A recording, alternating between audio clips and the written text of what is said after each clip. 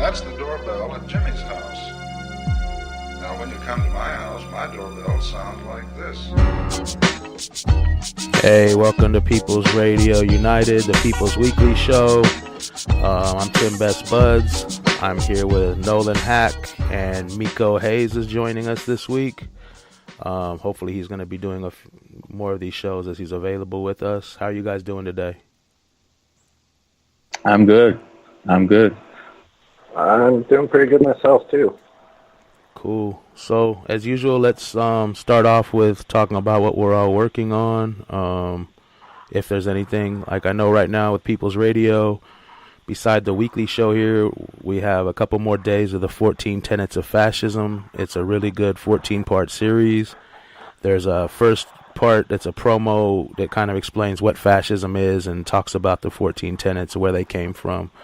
But I highly recommend you guys listen to them. All these things are happening right now in the United States as we head toward fascism. And this little mini-series, it's a bunch of shorter shows, like 20 to 30 minutes. And they kind of put it all together for you. And we're going to do a wrap-up show coming up in the next few weeks when Canadian Glenn gets off his vacation. So that's what's going on with us. What's going on with you, Nolan? Well, I would like to say that if you have 30 seconds to spare, 1 minute to spare, look up Kevin Cooper. He is an inmate in San Quentin Prison in California, wrongfully convicted of a quadruple murder. He's been on death row for over 30 years. I have it as a pinned tweet and a pinned thread on my Twitter, at Nolan Hack, Hack. And with the Proposition 66 being upheld for the most part by the Supreme Court of California,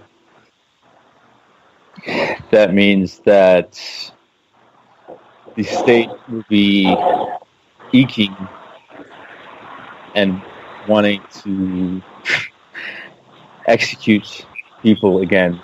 And anybody on death row, that means those people. And Kevin's been on death row for 10 years, longer than anybody. He's been executed since before 1980. So he really needs anybody's help, everybody's help. And at the least, please write to him. And his mailbox is on my Twitter. It's actually Tim's tweet. And hell, you could send me the letter that you want to write to him, and I'll send it for you. You can write my email, nolanawhack@gmail.com, nolanawhack@gmail.com. Please support Kevin Cooper and any prisoners who should not be in prison, which are way too many, especially the darker skin that they have. Definitely. I know we're going to do something on Sunday at Action in Los Angeles for Kevin Cooper. I'll go ahead and I'll shoot a video and I'll post it, or I'll live stream a little bit when we're doing it. And that's going to be on Sunday. So yeah, I'm going to add Gear. Gear's going to join us right now. So Miko, anything you're working on you want to talk about, or any? Well, there was a few things, but that all kind of got pushed to the side. It looks like later on today, me and Ed Higgins and a group from Standing Rock are going to be going down to hook up with the Cajun Navy in Houston. And that just kind of came together all the way last night. So currently everything else kind of got pushed a little bit back so that we can go out there and do some volunteer. I will be doing some reporting from out there. I'll be doing some live streams. I'm taking out the drone. But first and foremost, we are going out there to volunteer. So that's kind of where I'm standing right at the moment. Yeah, that's a tragic situation there. That's actually the first thing. Well, that's one of the things we're going to talk about today. Gear, are you in here yet? Yeah. Hey, guys. Hey, Gear. So, yeah. How's it going? All right. We're talking about what's upcoming with everybody. Is there anything going on with Top Gear Live you want to talk about? Top's not in yet. We don't plan things. So, no. Here, here. And you guys are going to have to bear with me. I'm driving. I have to go to work. But don't worry, it's on Bluetooth. I'm not killing myself. Okay. Sounds like there's traffic. Just try to mute it if you're not talking at the time. If you can. I'm going to mute it when I'm not talking. Let you guys know. So, yeah. Awesome. There's no traffic. It's my car. All right, guys. Yeah. Thanks for letting me join. But I don't think we have anything planned coming up at this moment. I'm actually trying to raise some supplies for the flood victims. So if you want to help me out with that, you can hit me on Twitter at XDevastatedX. I'd love to send some stuff out there to those guys. They need some help. Safe winter style, Definitely. That's XDevastatedX on Twitter for anyone who might not have heard because of the traffic. Also today they're doing a Matt DeHart tweet storm. It's an all-day tweet storm. The WIDA Coalition just contacted me about that. So anyone who's interested in joining that, check out at DAPEAPLE on Twitter. That's at the people, but it's spelled PEAPLE. Or just start tweeting with hashtag free Matt DeHart or Matt DeHart. And that's going on all day today, like I said. So hopefully you guys will all join in and show support for Leanne. Currently, right now, they're doing a show. Leanne's doing a show, I think, with Ray Johansson for Anonymous Bites Back, which is another radio station we don't have, but it's another anonymous radio station. So if you're not listening to us, definitely listen to them. So yeah, you guys, do you want to change the line? I know we brought the storm up a lot, Hurricane Harvey, and that seems to be something tragic that's going on and getting worse right now.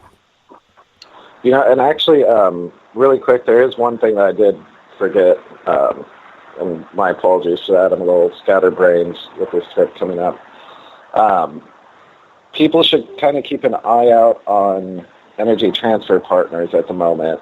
Energy Transfer Partners, that's the company behind Dakota Access, and recently they have started lawsuits against the DAPL movement. The actual lawsuit is against Greenpeace, Earth First, and then a couple other groups, but then there's Descendants 1 through 20. I know Red Warrior Camp was one of them, so not only should we kind of pay attention to that because they're trying to sue for $1 billion in damages, if you were heavy in the Standing Rock movement and the No DAPL movement, there's a chance that you might be part of that lawsuit even, because Descendants 1 through 20 weren't named in the lawsuit. So I think they're naming them as they put it together. So just a heads up for anybody that was strong in the No DAPL movement. Yeah, I was reading about that. That's fucking horrible, man. It's such a damn disgrace.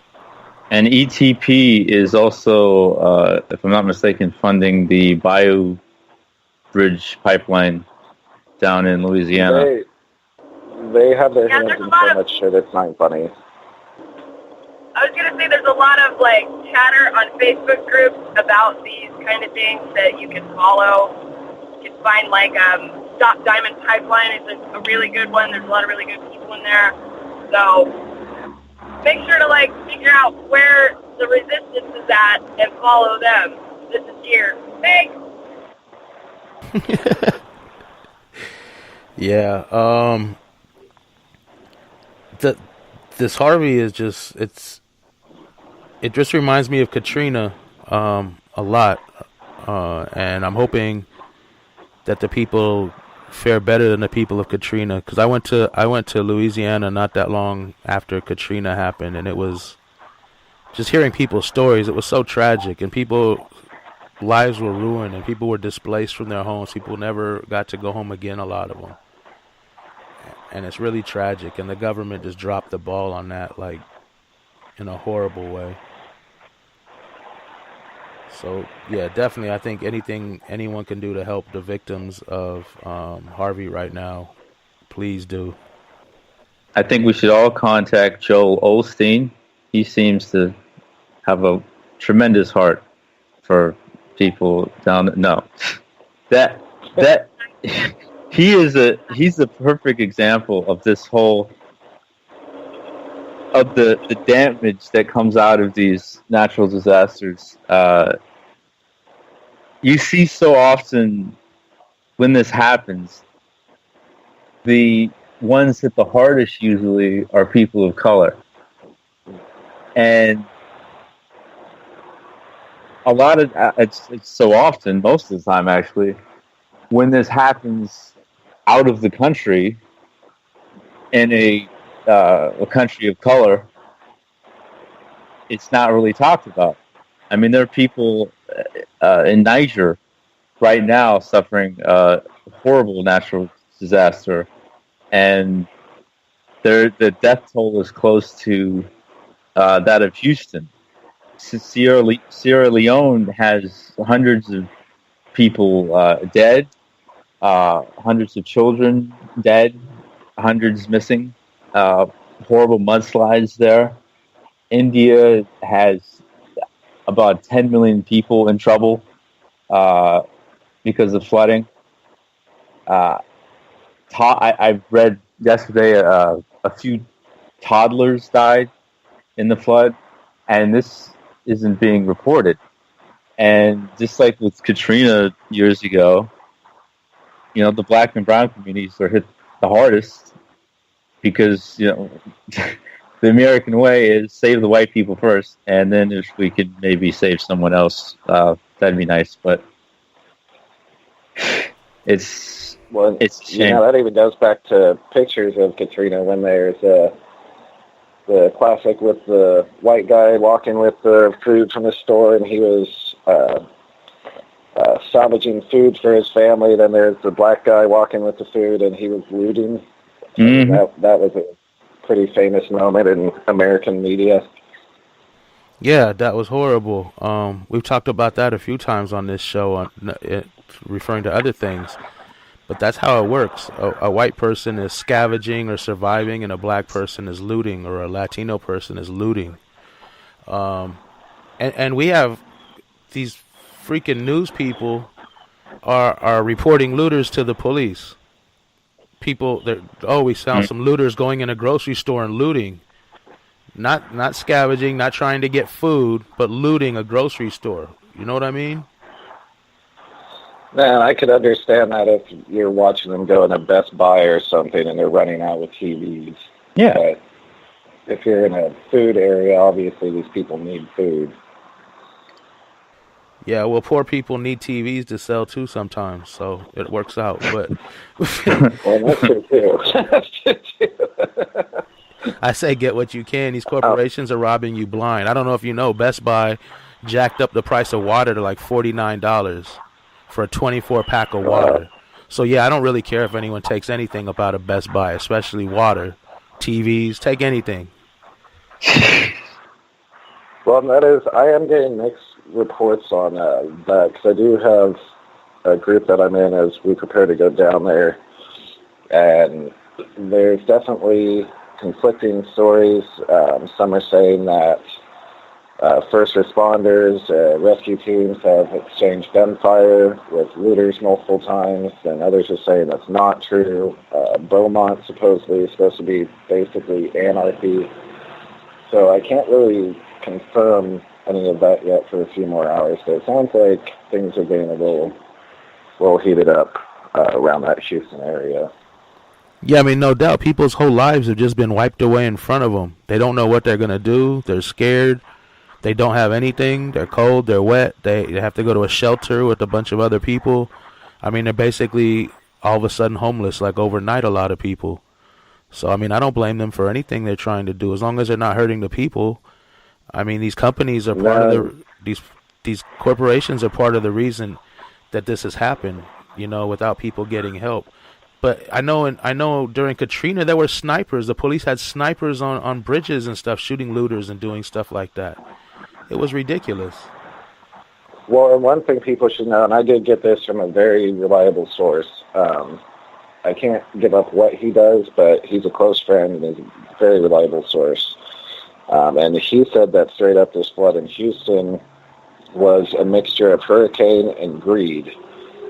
2 years ago, he was in the room when experts warned them to not sell off certain areas that they used for drainage, and they ended up selling off those areas to different developers for very, very cheap.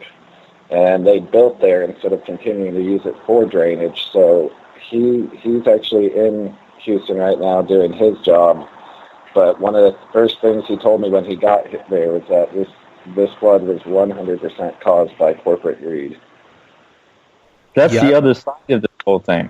Sorry, Tim. The continual denial of climate change.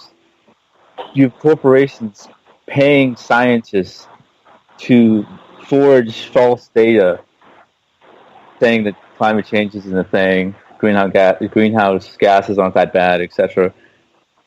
And meanwhile, when these horrible things happen, like Katrina or Houston, people are obviously sad and upset about it, but the point gets lost that this is because of climate change. Like, you've always had natural disasters on the planet, but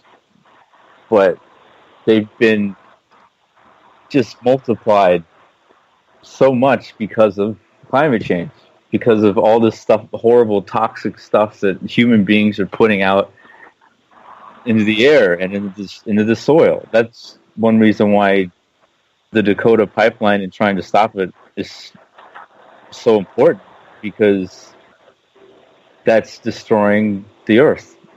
And Native people have been saying it since the jump. Protect the earth, don't destroy it. Don't use more than you have to. And the American way is use as much as possible and then try to find somewhere else to drill and use a little more. So, I mean, not to mention, we also, if you buy a TV, the TV's wrapped in plastic, then inside that plastic, even the instruction manual's wrapped in plastic. I mean, we live in a plastic world, which really is not helping. Yeah, definitely. It's really disgusting what's going on. People are trying to profit off this. There's fake GoFundMe's up. There's people going to buy water damaged cars, take them to other states to sell them as if they're not water damaged. There's price gouging on everything from water to gas. These people are losing their lives, and people are trying to profit off it. That's America for you right there. I'm in Austin right now, and in Austin, there are a lot of gas stations that do not have gas. I mean, not only did they hike the prices up, but then just, I think going back to George Carlin and never underestimate a large group of stupid people, I mean, everybody just panicked, and it was kind of scary because here in Austin, nothing is going on. I mean, there's really no reason for the panic that happened yesterday with the gas, but it was kind of a terrifying reminder how quick we can blow through our resources in just a little moment of panic. Yeah, it's true. They have a refinery out here in Torrance, where I live in in California near Los Angeles, and every few years something happens to it where there's a fire or this or that, and they get to raise our gas prices for a while. And I think it's done on purpose because it's like clockwork. There's always some disaster there, and they always need to raise our gas prices for it. Well, and for anybody in the gas business, Harvey was a blessing to happen right before Labor Day, because you got people that need gas this weekend. They're going out to their lakes, and they're going to pay those hiked up prices. I was told by friends in Kansas that the prices are climbing up in Kansas from damage that Harvey did. Yeah, I would say... Oh, go ahead, Gear. Sorry. I was just saying, some of us who are driving gas to get to work, and it's going to impact us a whole lot more, you know? Like, I have to drive an hour to get to work every day. Like, I have a very specialized industry. I live in one block nowhere, and there's only 2 outfits that can employ me. So, I got to take what I can get, right? So, I got to drive. It's just like, not a big deal for me. I grew up in D.C. I know how to drive. Commuting's not a problem, but the gas is getting more and more expensive. Even here in Northern California, it's up over $3 a gallon already. Yeah, it's getting there here too. It's about 290 something to 309 for regular at most stations around me. Which is crazy because in Houston right now, according to HoustonGasPrices.com, the average gas price as of 12:15 p.m. today, West Pacific time, is $2.26 a gallon. Yet in California, that would be great. We'd kill for that. But in Houston, that still means they're jacking up the price to profit off this horrible disaster. I mean, that's capitalism right there. That's capitalism 101. Last night in I had a Austin. really interesting conversation with some really interesting capitalists the other day, and my buddy was like, "So you can jack up a hotel room for the eclipse to $1,000, and that's good capitalism, but you're against when somebody jacks up prices of gas or water. That's also good capitalism. If you're a capitalist, you should be lauding both." And I'm like, yeah, kind of. But people were like, no, that's wrong. But it's okay to jack up a price for a hotel room for an eclipse, but not for a tragedy. So I don't know. They're also fucking blind and brainwashed. It's unbelievable to me, y'all. Last night in Austin at midnight, our prices were $2.60 here. So I imagine that's probably fine today. That's just the way things are with people in Western society. It's like it's like the Matrix. I've said this a lot of late because the comparison is so good. People would rather eat something they think is steak and not be told it's not, and live in that fantasy world with rose-colored glasses, and believe that once, like if someone lives in Houston, and they think, well, once this is over, if we can somehow get our house back, nothing. Let's just kind of move on from this and pretend there wasn't anything sinister behind what happened, or because of big companies, Fortune 500 companies, oil companies, etc.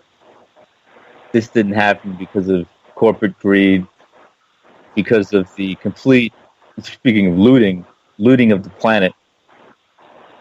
And people will buy what you sell them. And that alleged American dream is something that people love to buy into, and capitalism goes hand in hand with that. And don't ever say the big S word, socialism. It's such a bad word to these people. I'm like, most of your government is socialist, y'all. Medicare is socialist. The VA is socialist. So these are things you like, right? Social Security, socialist. Period. Yeah, people don't realize so many things they depend on are basically socialism. They're taught that it's the worst thing in the world, that it's anti-American. Anything that isn't labeled, at least, capitalism is wrong. Anything that isn't labeled as American is wrong, which is ironic because the president has so much of his wardrobe that he sells is made in other countries, and of course he talks about buy American, sell, produce in America, all that nonsense, but hypocrisy and complete hypocrisy of America. That's just how things are.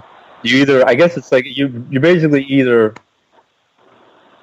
willfully ignorant, in the dark, or what what have you, or you're just going to completely lie your behind off and just to try to get ahead, which is the president in a nutshell.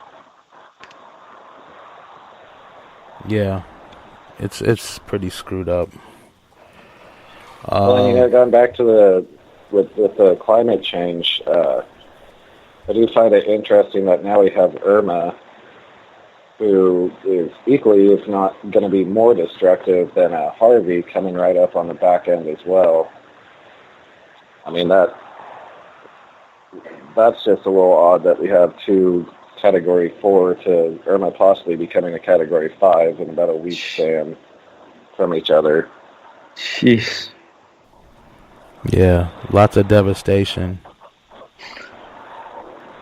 I mean, it's going to keep happening. It's going to until somehow these greedy Mr. Scrooge-like companies stop destroying the Earth. This is going to keep happening. And what was it? An iceberg the size of Delaware broke off of Antarctica about a month or two ago, and that just went into the news for about 15 seconds and then fell right out. People pretended that didn't even happen. Yeah. I'm trying to get news about St. Louis right now too. That's kind of breaking right now. They're putting up barricades. They've been doing it since yesterday. They're hang on, I'm looking right now. Does anyone else know what's going on? Nothing yet of this Jason Stockley trial. The most recent articles by the Washington Post, that was 52 minutes ago, uneasiness in St. Louis as verdict nears an officer's trial. And I'll tell you what's going to happen. The officer is going to get off,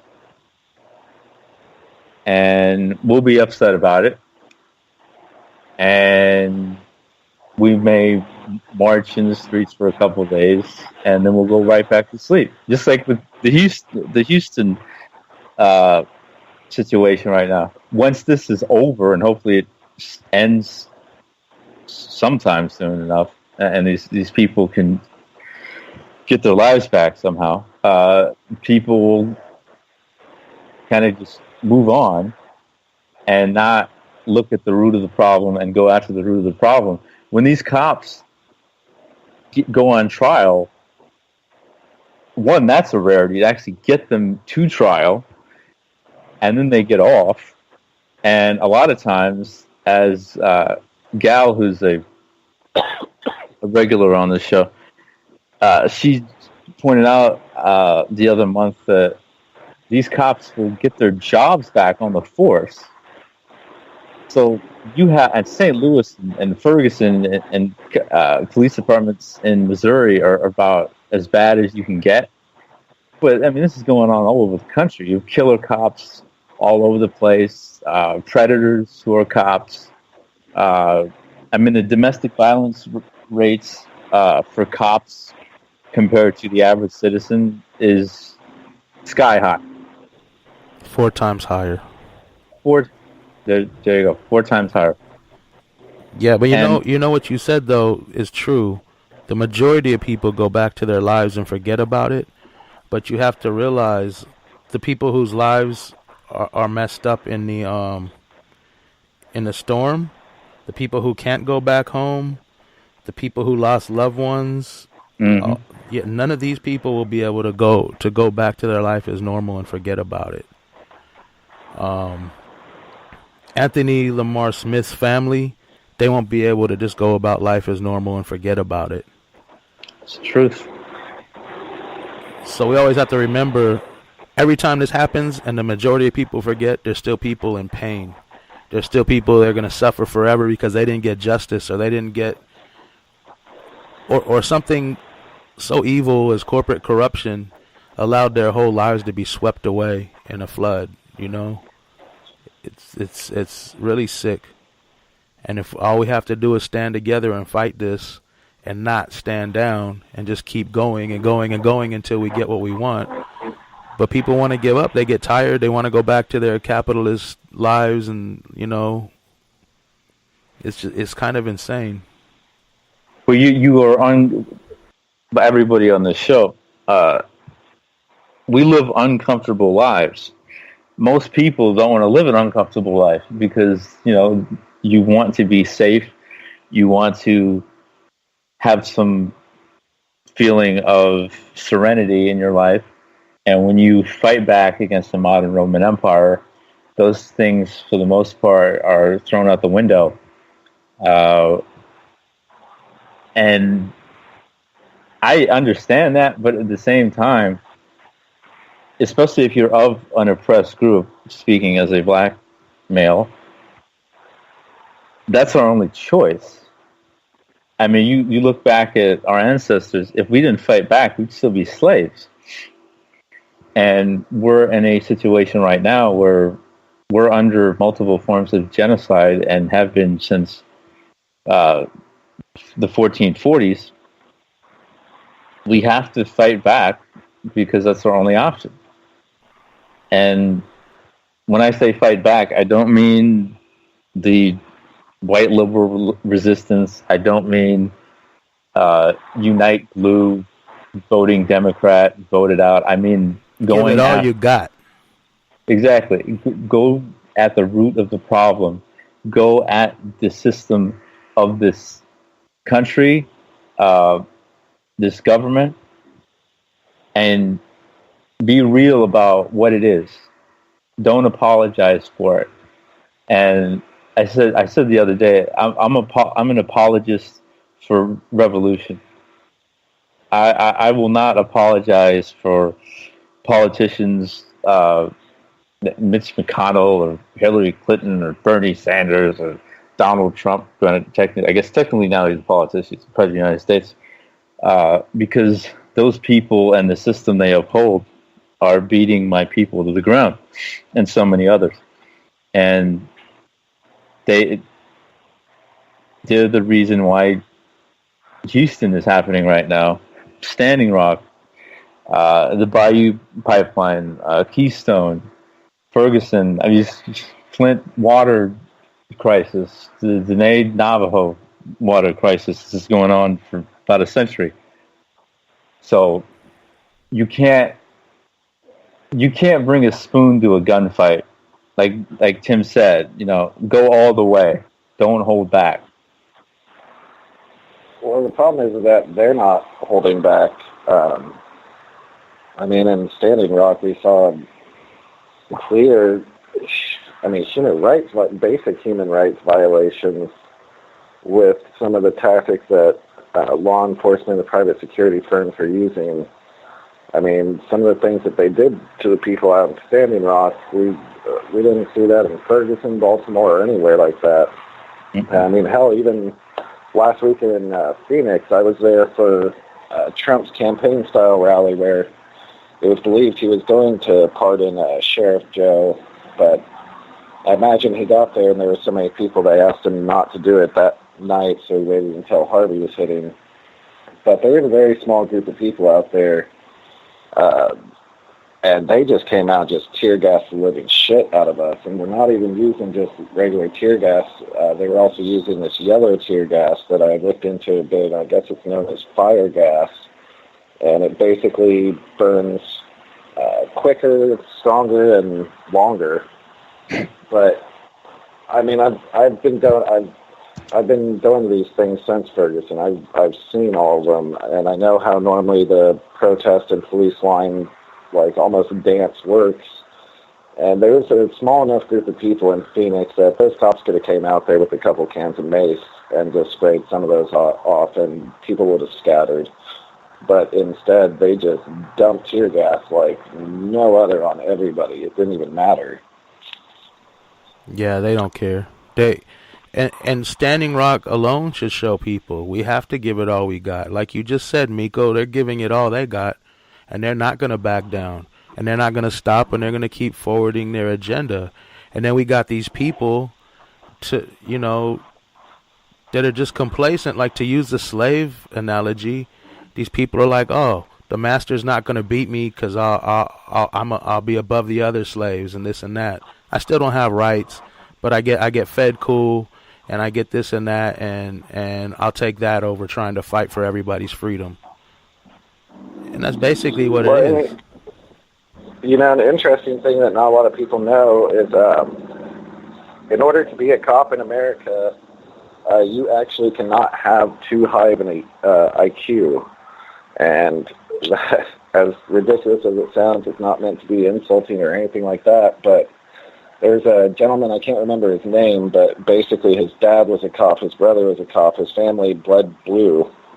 And so he went to go become a cop and basically keep up with his family's legacy, but he tested too high on his IQ test, and he actually fought that in court, and it ended up going all the way up to the Supreme Court, where they said that is completely fine. And the reasoning behind that, they say, is that they want the cops to have right around an average IQ, because higher IQs, there's a greater chance they'll get bored with their job and they'll leave earlier. But I mean, come on, that's fucking bullshit. All that is they want grunts. They want people that aren't going to question, aren't going to figure out what to do. They just want people that are going to listen to their order and do it. Yeah, we've talked about that on some previous shows a long time ago, not too long after it happened, the lawsuit and all that in New York. Yeah, and basically they said the police department could hire whoever the hell they want. And we Nolan, I think we were talking about this with Top a few weeks ago about how artificial intelligence and robotics could change policing, because besides just stupid people who do anything, they'll have people who are guaranteed to do anything. They won't have any human emotion. If somebody's crying or screaming or begging for their life, it won't stop, where the people will sometimes. That's true. Oh, shit, I haven't seen him stop yet, man. Yeah, there's always a chance with humans, even stupid ones, that emotion could get to them. Whereas with the machine that's programmed to do a task, it's not going to have any chance. Not even if the human is 2%, you know what I mean?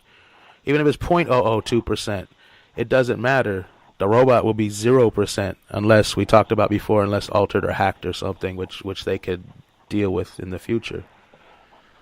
Well, one thing that just over the years, all these different areas, one thing that is terrifying that I have noticed in basically every one, these cop lines, when they're in the riot gear and shit, it's almost like they aren't humans. It's like they are robots. They barely even blink most of the time. I mean, I've always found that odd, how that kind of seems to be a common, no matter what part of the country you're in, what police force, what situation's going on, they all just kind of switch into just mechanical things wearing flesh. Yeah, well, I mean, I try to torture them with psychology sometimes, and I'll especially go after like the non-white cops. I've made cops cry before, and they had to be tapped out of line. You can get to some of them. It's just constant getting in their head and seeing what's going to bother them and what's going to fuck them up when they're standing in front of swastika flags and he's a Latino cop. Start talking about his mom and his family, and look, I'm taking pictures of you proudly standing in front of swastikas. You know, some of them you can get to, and that's what they don't want. They don't want anybody that could be got to. They want people that are going to blindly follow orders, just like we just said a few minutes ago. Do whatever they're told, no matter what. And that's what I fear, because I know I've seen soldiers come in and shoot citizens. They're going to start militarizing police. That's actually the next subject. This is a nice segue to that. But Trump just reversed the mini ban Obama tried to put in about, I think it was Obama, about militarized, giving the used war weapons over to U.S. police forces. So now they're going to become more militarized. I know a while back police were trying to get grenade launchers and stuff like that. What the fuck do they need a grenade launcher for in the streets of California? in the United States? Because God's chosen people has grenade launchers in Israel, so we might as well have them over here, because I guess that's a good idea. That's another thing. Sending our police over there for training NYPD. It's ridiculous. Yeah. Federal base in Israel, NYPD. It's the same Israel where they kill Palestinian babies. Well, and I mean, that even is like... I'm sorry, go ahead. Oh, I'm just finishing the point of that's the type of militarized extremism that this country fights back with. They fight back with, like you talk about the mace that was used, the tear gas was used in a Standing Rock. And if you're training a police department, and one of the strongest police departments in the country, in the United States, in a base in Israel that the IDF is helping train, I mean, that's about as extreme as it gets. Because you talk about that lack of consciousness, lack of empathy. That army, if there's any of all the armies in the world, they're at the top of, lacking any feeling when dealing with other humans. And obviously over there it's Palestinians and other people of color in much smaller groups. But of course over here it's, Black, Native, Latino, and other people of color. Yeah, this is nothing new. They're just going to be more militarized and more army-like and look at the people more like insurgents rather than citizens. I mean, it was 2012, the LAPD gassed a bunch of people celebrating May Day, including children and families and everything else. They don't care, and they never have cared. I mean, just go back to the pictures of the civil rights movement in the 60s. What do you have? You have cops with batons. You have cops beating people, sicking dogs on people, attacking people. Nothing's changed except the grade of the weapons. This is a sick corporation or country or whatever that doesn't give a rat's ass about the lives of the people, and the people have no real say in the government unless they're ultra wealthy. What do you expect other than a police state to come out of that? And you make a good point, because this is people keep forgetting so much of this stuff is not new. It may be expanded like Trump's trying to do. I mean, Obama gave more money to police than any cop in history and let militarization of police get worse until he signed that, as he called it, Tim, a mini ban in 2005, while at the same time still funding cops through his last year. One of the problems with that, too, though, is that, I mean, they tried to stop that after they had given the police all these weapons. So, I mean, they were already militarized. It's not like it was really stopping anything. They already got the shit they needed. So, it was kind of almost a pointless thing in general.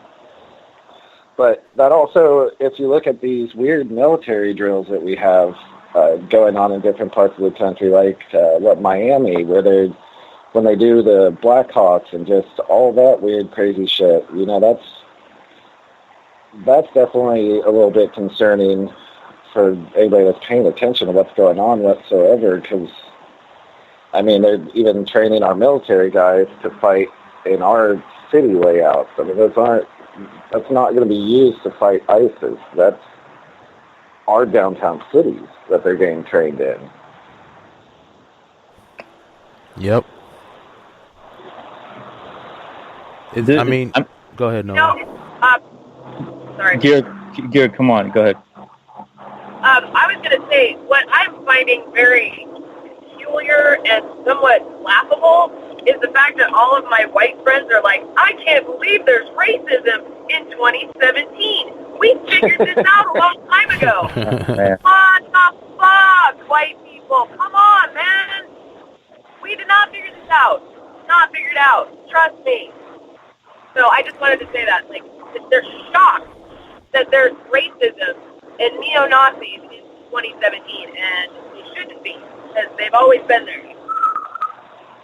Well, and it's only the only thing that is changed in that regard is they've evolved their assault on enemies of the state, black, native, especially. They rebranded themselves. That's exactly what happened. Rebranded. That's the perfect way to put it. And we're just looking around, looking at this place, and sadly, most people, obviously white people being the majority, but you also put people of color into that because of all the conditioning that is put on us. We buy into that too. I have just rolled my eyes so many times. I've had to put them back in my head over and over when I hear brothers and sisters go, "Oh, this is 2017. How could you? How is this still happening? How is this still happening?" So do you go outside? Are you looking around? I mean, it's the same thing with the monuments, and it's driving me crazy. I'm repeating myself so often when I say this, but people only looking at the Confederate monuments. I'm like, I could give you worse people than most of those Confederate soldiers, and Columbus, Washington, Jefferson, Jackson, J. Edgar Hoover is the name of the FBI building. This man killed Martin Luther King, Malcolm X. They named a damn building after him, and everyone's okay with it. I've not heard one person say, "Oh, well, we shouldn't let him be at the face of the FBI." Let's do a GoFundMe, Nolan. Let's put a statue of Huey P. Newton with the black power fist and an AK in the middle of some southern park. And we put reinforced steel into the ground. That way they can't take it out. Yeah, make it impenetrable. I would donate that. I would donate that. They would shut that GoFundMe down so fast. So. Wouldn't that be beautiful? It would. You know what we need to realize, though? Back to the police state thing. America's always been racist. Like I always say, it was founded on genocide and built with slavery. So that's our country. That's what people are proud of. Gear, just real quick. I think I DM'd you. We got rid of Columbus Day in Los Angeles. It's now Indigenous Peoples Day. Oh, wow. Good job, y'all. Thank you. Well, I didn't do it. A bunch of good people did it. I just supported it.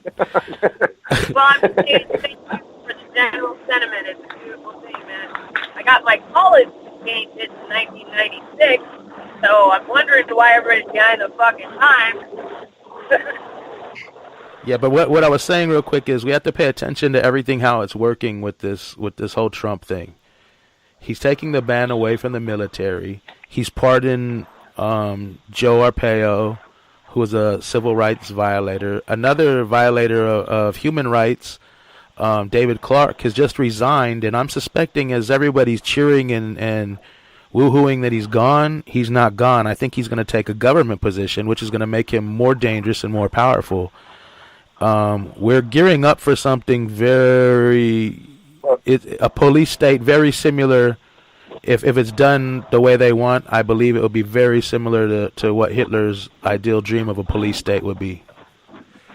And it's not going to be pretty. You say that, lately, these words have really been haunting me. In Ferguson, I remember when old Frank Ancona, he was the dead, yes. Wizard.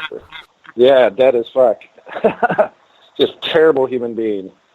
But I remember when he said that we woke a sleeping giant in Ferguson, and I always thought the dude was full of total shit, just a terrible person. But for some reason, those words did stick with me, and I don't think for once in his life he was bullshitting. I think a lot of these Klan members and shit like that, they took off the hoods and they picked up badges and they put on suits and ties. And they got these government jobs. They got these police jobs because, I mean, to further an agenda of that nature, what's going to be smarter? Do we just keep on lynching a random black guy walking down the street, or do we get into power and just fuck over an entire African-American community? Mm-hmm. Yeah. So African-American, Latino, Native, a lot of communities they want to fuck over. Oh, yeah, the poor native. I mean, really, I got to admit, I didn't realize how bad the natives had it until I was out in Standing Rock and really started digging around. I mean, even just aside from just they are more likely to get shot, all that, police brutality, like the Standing Rock Reservation itself is a fucking nightmare. I believe it's somewhere between 60 and 80% of the people there make under $15,000 a year. And that's normally not just supporting one person on that money. They normally have multiple family members or other friends, shit like that they're supporting. I mean, $15,000 a year, that is hard to live off of for one person. It's really nice to see this, because we've been saying things are really unfair here for a long, long time. Just to let you know, I'm Native. Nice to meet you, Nico. And we've been saying this for a long time, but Standing Rock was such a defining moment for us because we got media coverage. Well, and that's what's I've been trying to figure this out. I spoke with somebody that was very strong in that movement not that long ago, and he did tell me some stuff that was kind of heartbreaking. Like, for one, because a lot of people didn't realize that the youth actually started that Standing Rock movement. But, I mean, there's really nothing there for anybody that doesn't understand what that reservation looks like. I mean, there's nothing fucking there. It's not one of those excuses of, oh, well, everybody has opportunity. I mean, there's literally not places to even go apply for a job. So the youth and the elders, now that basically the pipeline went in, they've kind of been forgot again. But for a minute there, that was like their reason for getting up. They had something good to do every day, and it was very exciting for them. And now they've kind of been forgotten and pushed back on the back burner. And I was even asking if it would be a good idea to do any kind of donations and shit like that, if I could set up some sort of drive. And I was told that right at this moment, there's still so much corruption on that reservation that he would say it's a bad idea just because he can't guarantee me that any of that food, money, whatever we raised up would actually go where it's supposed to go. So, I mean, and Standing Rock is one of the worst reservations in the country, but there's still, I mean, like Pine Ridge and shit like that. I mean, you got worse places even than that. Rosebud, all those Lakota reservations are really, really bad. There's no opportunity. They put them on these horrible frozen pieces of land. There's rampant racism in town. So even if the youth wanted to go get a job in town, they couldn't because of the racism. People wouldn't hire them. Sorry about my car. I'm poor. Yeah, I saw that shit in Bismarck. They don't play around, man. They're very open about how they feel towards natives. Yes, they are. It's ridiculous. They also are open to It's fun. women. Pipelines go in, things like this. I mean, we get all frightening, drunk men who have nothing to do. So the crime rates just skyrocket on and off the reservation. And, have continuing problems. And You're breaking up really bad, Gear. Well, We may have lost her. Hopefully we get her back immediately. But you still there? Yeah, it's just a city car. I'm poor, and I have to go to work at the time, so it's like the worst time. I'm sorry, guys. I was just saying that we have a real problem with missing and murdered Indigenous women because of these pipelines and because of racism. They don't view us as human beings.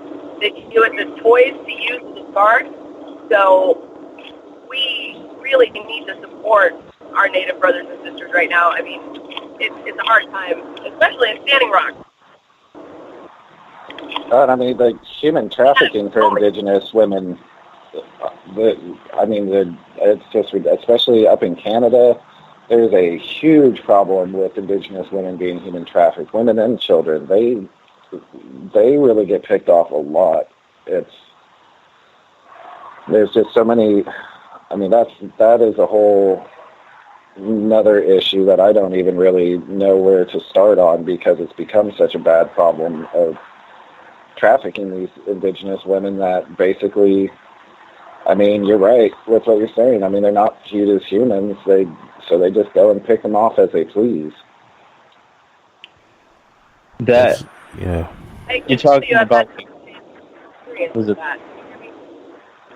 I've heard as many as 4,000 missing or murdered indigenous women and girls, and then you add on to that the 60,000, possibly more, missing or dead black women and girls, and that's just in the United States. You talk about the indigenous women and girls, that's in Canada and the United States, and you brought up the human trafficking in Minnesota for young Native women or girls. That is just a horrible problem, and the police departments exacerbate that problem.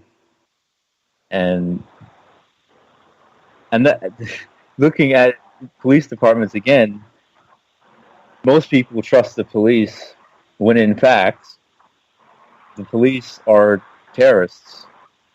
Going by the definition of the word terrorist, they're terrorists.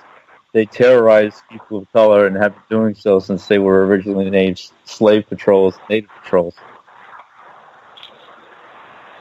Well, and I will say, because we've done a lot of work on human trafficking in general, especially child trafficking, and even links between CPS and human trafficking.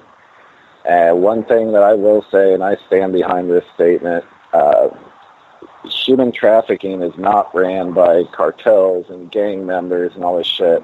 Our human trafficking is ran by people in suits. Plain and fucking simple. I mean, it is old, rich white men in suits. And it's very weird, especially when you start looking deep into CPS around the country. Like, we found, I think it was in 2015 in Sedgwick County, Kansas. So just one county in the entire country. They had done, I believe it was 76 child in need of care cases, which basically means they went into state custody.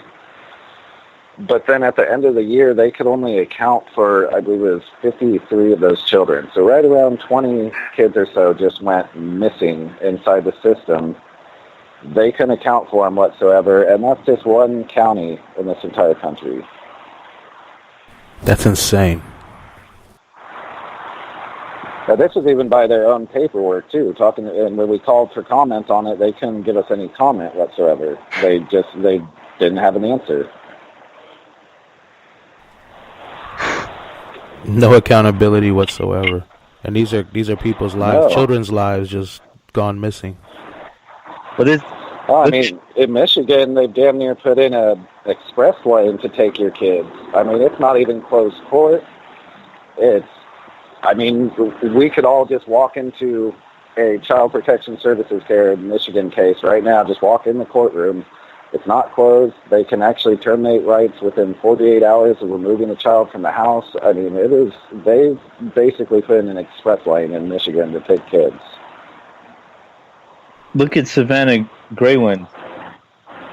They cut her baby out of the stomach. That is dehumanization at its most extreme. That's Columbus stuff. That's the stuff Columbus used to do to Native people. Cutting a baby out of a Native woman's stomach and killing her and taking the baby. And this happens all the time, as you just described. There's over 700 children each year in North Dakota are kidnapped and given to white families in the modern, updated, evolved genocide version of kill the Indian, save the child. It could be 2007, 2017, 1917. It's America. extreme racism has always been here, and until you get rid of America, it will always be here. Yeah, and you know the problem is these idiotic good citizens or patriots or whatever they want to call them, the ones who love Jesus and their guns and all that. They don't care if it doesn't affect them. And what happens to a native won't affect them. What happens to a black person won't affect them. But it really does, and they don't think about it. Because what's going to happen now with this police state, all of the supercharged racism going on, Trump is president, they're going to shut down all dissent. And when I say dissent, that means they're gonna get rid of anyone who's talking, going against them, and they're gonna find ways to do it. That's why they're making laws about protesting and equating it to terrorism. And then they're gonna say, oh, black people don't get along with the government, let's eliminate them. Muslims, all of them have to be terrorists. Let's put them on a registry or start deporting them. Latinos, deport, until they shut it all down. And then what's left after all this is gone, they're going to come after these patriot, God-fearing white people's guns. And then it's done. And they don't seem to even understand that. All these, you can take my gun out of my cold, dead hands. Bullshit. All this shit is connected to your gun going away from you. And if that's all you care about, you need to wake the fuck up. Mm-hmm. And the sick thing about it is, talking about that militarization of police and the strengthening of police, had the other white supremacists won the election, the police problem could be worse. You had, and I just learned this very recently, even at this part of it, Obama put in a idea. It's called Task Force on 21st Century Policing. And the idea is to expand control by attaching more conditions to federal funding of state and local police law enforcement efforts. And in brass tacks, it's federalizing the police. And what Hillary wanted to do with her buddy George Soros was do that and take that to the extreme, making her own Gestapo. And when you talk about conditioning of oppressed people, as I was earlier, you had Al Sharpton. This is back in 2015. He was calling for a federal takeover of local police. That's how Gestapos are created. So, of course, in his mind, he's thinking, well, if the government, we should trust the government because it's our government. If the government comes in and takes control of all the police departments, then everything will be fine. When in actuality, that would make the problem so much worse. I think the only difference is Trump still has that option. And, you got Trump was there, about a month ago, telling police to rough up people, suspects, not convicted people, even, which is wrong either way. Rough up the suspects, slam their head in the car. Don't be nice to them. But the difference is people are mad right now because it's Trump. If it was Clinton in office, all these resistors with the pink hats and all this, they wouldn't be saying jack shit. They'd just be going along with it. Al Sharpton, I would count him in the BS resistance. Al Sharpton is saying it. Federalize the police departments. Privatize the police department. We all know Al Sharpton will do anything for money, so that's not a shock. Yeah, bought and paid for. He's a clown. But yeah, most people would have been absolutely fine with it, and most people are okay with the police department, and consider them to be heroes, and we should obey the law, their law, whatever they choose to make up on that specific day. And you have a current U.S. Congressman, Clay Higgins, who used to be a cop. He called for the murder of Muslims to protect the country, of course. And of course, he is still a U.S. Congressman. These are the people that are in power. It doesn't matter if you're with the alt-right or the Democrats or whatever. These people are all over the place. Yeah, the Democrats seem to hate anti-fascists almost as much as the alt-right or alt-white or whatever the hell they are, the Nazis do. Noam Chomsky, who I would not label him a Democrat, for the most part, he's dead on the money when he talks about the United States and the realities of the country. But he came out this week and bashed Antifa. I mean, why is he apologizing for fighting fascism, fighting racism, fighting Nazis? Because Noam Chomsky and those kind of people like to go and hold hands and sing and think everything's just going to work itself out. Violent fascist organizations don't work themselves out. They need to be scared off of this planet or beaten to the hole they came out of. They're violent. These people are terrorists. They were planning terrorist attacks. They're probably planning more. One of them ran into a group of people trying to kill a bunch of people, and it's only because there were cars in the way, I believe, that he didn't slaughter like way more people. Another one pulled a gun and it didn't go off when he aimed at the guy's head, so then he had time to think and shot at the ground. They had surrounded a group of students and tried to beat them senseless. I mean, these people are terrorists, and they're the ones crying, Antifa is terrorist, we have to stop them, this can't happen. And the government, of course, goes along because the government has to uphold white supremacy, which is the same thing these dickwads stand for. You had after Kiwi Herring was killed by a cop in St. Louis, black transgender woman. The same night at her vigil, someone ran over people at the vigil and injured 3 people. That, of course, did not make the national news, nor did Kiwi's murder, if I'm not mistaken. But I thought it did because I had seen it on the news. Did it? Well, I should say the MSNBC, CNN TV block. I'd be surprised if that hit that. Maybe it did. I hope it did. But so more often than not, it doesn't. But this stuff is every day. It's normal. It's the left. It's the right. It's the center. This is America. That it is.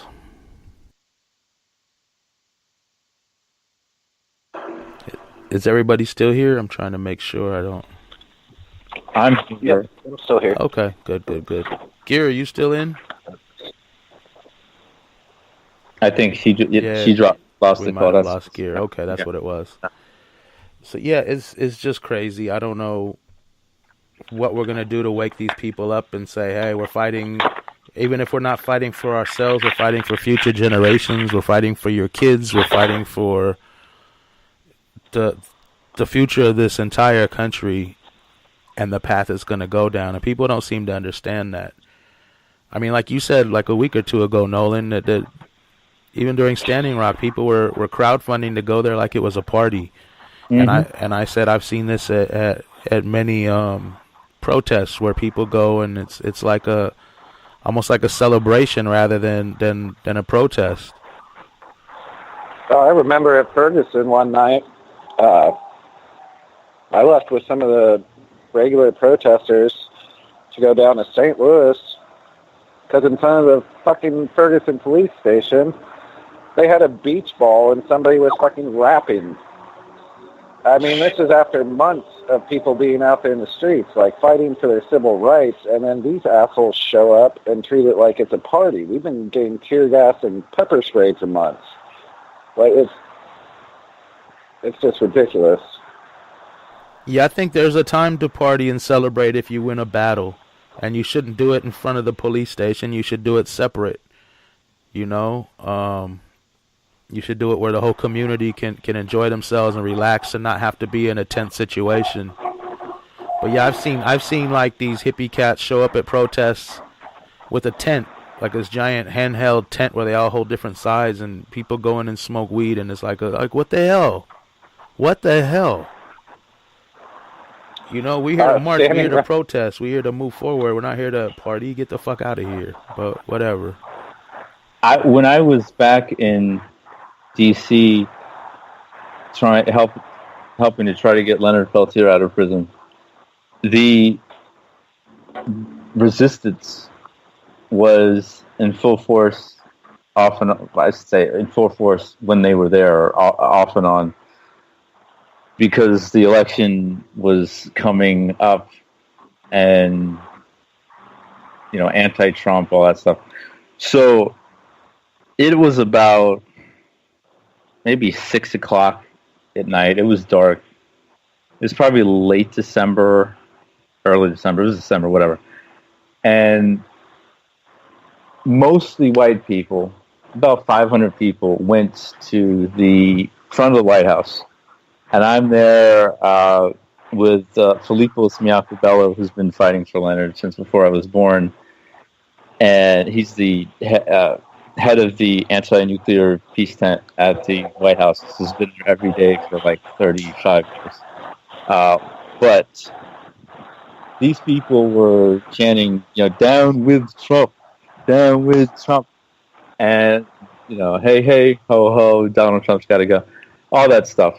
And at the end, they're chanting Black Lives Matter, Black Lives Matter. And in my head, I'm like, oh, okay. So Black Lives didn't matter until November 8th, 2016, when Trump won the election, apparently. Because we've been yelling this since slavery, and y'all have listened to us. But now because, your white comfort's affected, and you're worried that America's going to turn into hillbilly, screw your cousin central, as these Trump supporters, that's like the stereotypical Trump supporter. Oh, now you kind of care, but not really. And they all came back around to where me and Filippo's was. He did a bunch of different signs, anti-human rights violations, pro-peace. I'm there with a couple Leonard signs. And not one of those people who just said they were, for Black lives and for equality and all that stuff, not one of them stopped to talk to us. Most of them look at us. And you're talking about a man who's been had his human rights taken away for more than 40 years. He's been fighting for all of us, Leonard Peltier. Yes, he has. Yeah, and these people, that's not in their equation. Equality is not in the equation of a Democrat or Republican. Equal white rights for everybody is not in the equation for members of the resistance or the right. It's about them. It's not about black people.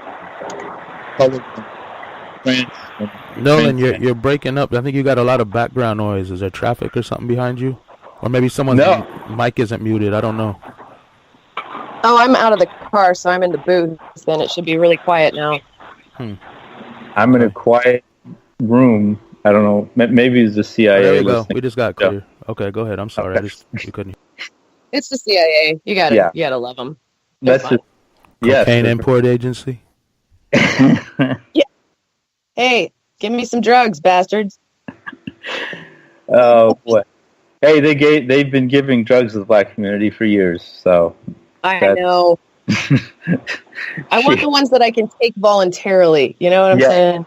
Not the ones where you say, you want to live in poverty, or do you want to make some money and ruin your community? Yeah. Not those. But to finish what I was saying, Democrats, Republicans, the resistance, the alt-white, etc., they don't want to help us. They want to help themselves. That's capitalism. That is Western society. It's a very selfish way of thinking, but those are the ideals of capitalism, Western society, Americana, etc. Well, one thing, still on the kind of, I guess you could call it fake protesters almost, that, it's great to see numbers out there, but if you're just going out to these things to get a Facebook fucking picture, just stay home. It's not helping. It makes everybody out there look ridiculous. It pisses off the people that have been out there. I still remember in Standing Rock, there was actually one day we were getting ready to try and take the razor wire off of Turtle Island, but they did they did a prayer circle, so we were having to wait for everybody to leave because they were going to hook the razor wire up to the back of the truck and just pull it. So obviously we couldn't have all these other people there and risk them getting injured.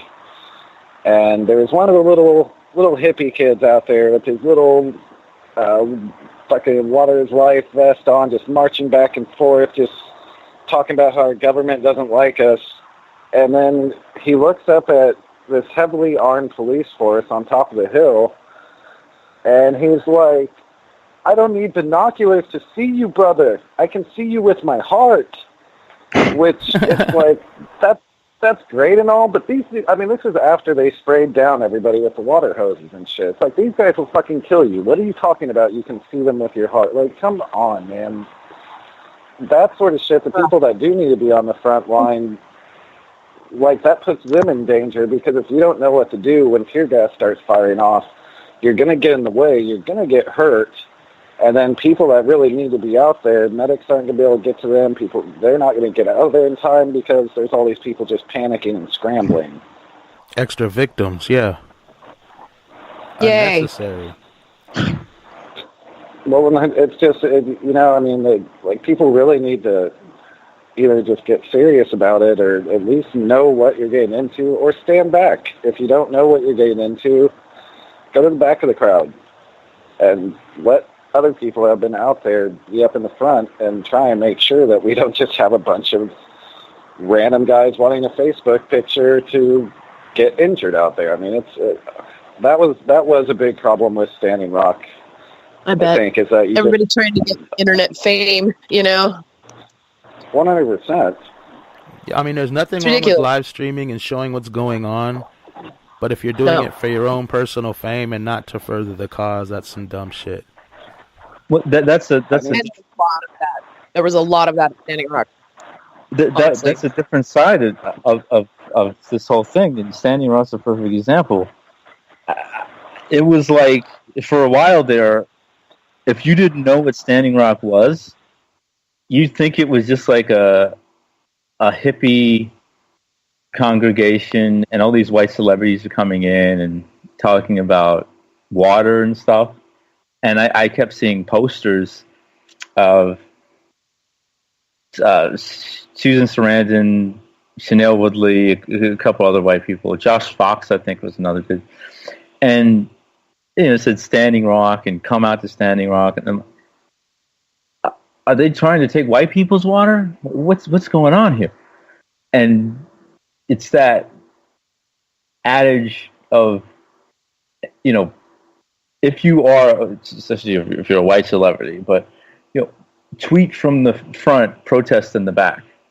And a lot of a lot of white people didn't get that. They didn't get that there for sure, and so often don't get that in general.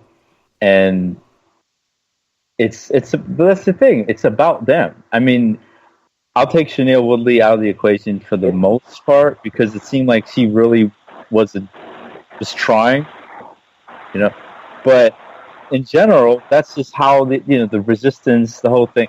I mean, I have lost count of the amount of times that I've had a Democrat or a liberal or whatever, even people of color, but just talking about white people, come at me going, why are you so upset? Why are you so angry? What did Bernie Sanders do to you? What did Hillary do to you? And I'm like, are you out of your mind?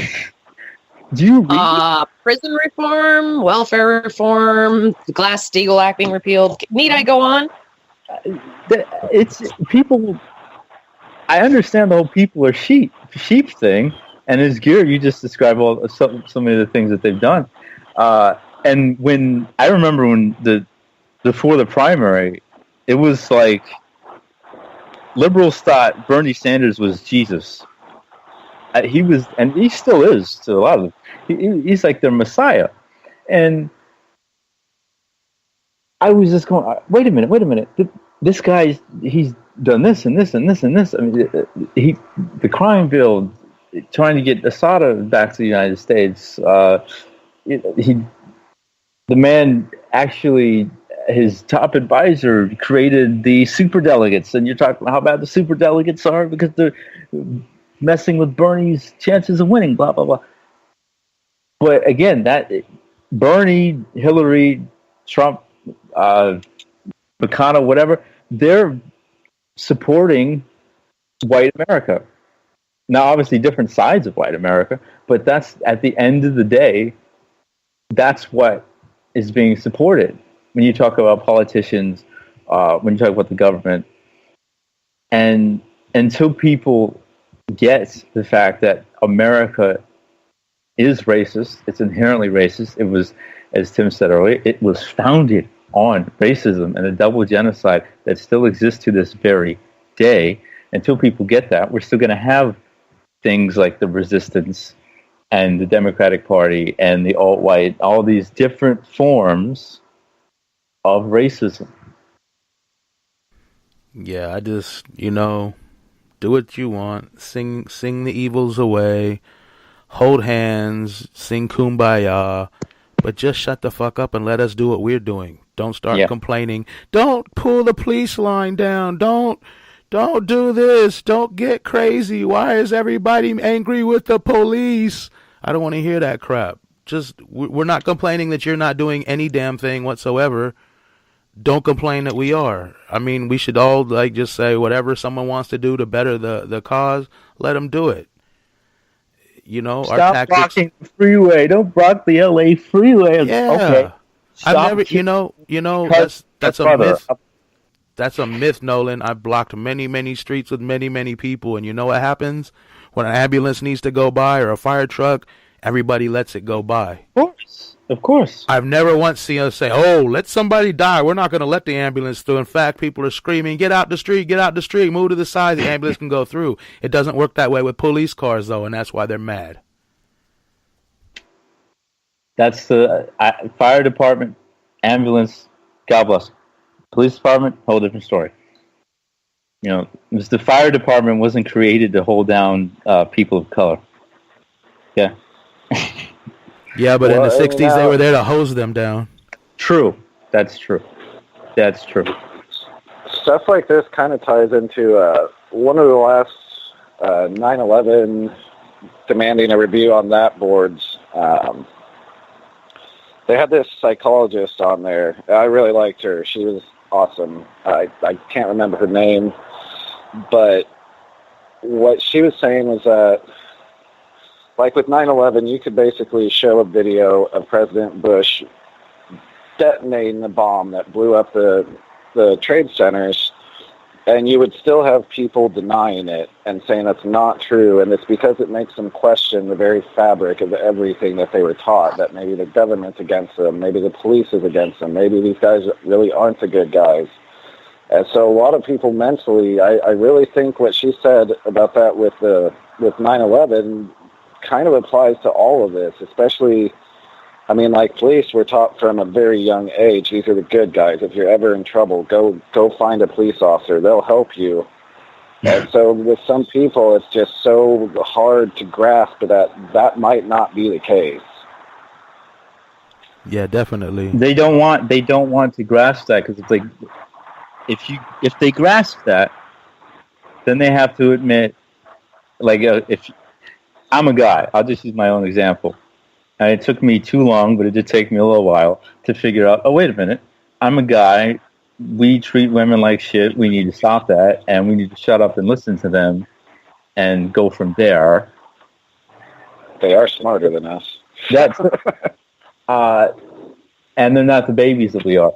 But you could turn that into a whole different discussion.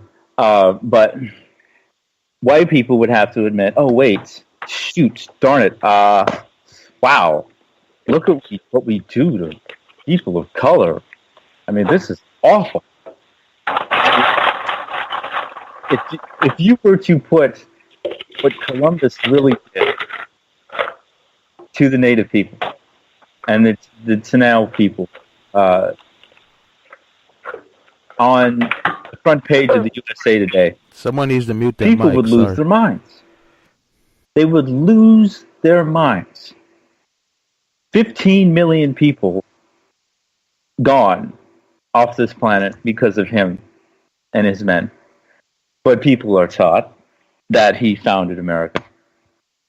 that even though he never stepped foot in the United States, he stepped foot in the Caribbean.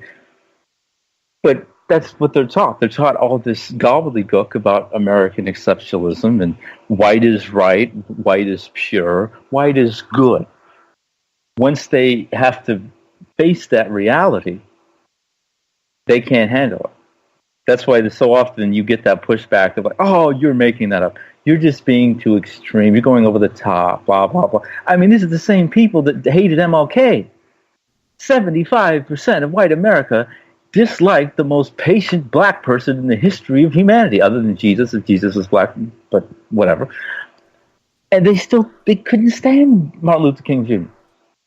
He bent over backwards to try to get white people on his side. And they still killed him.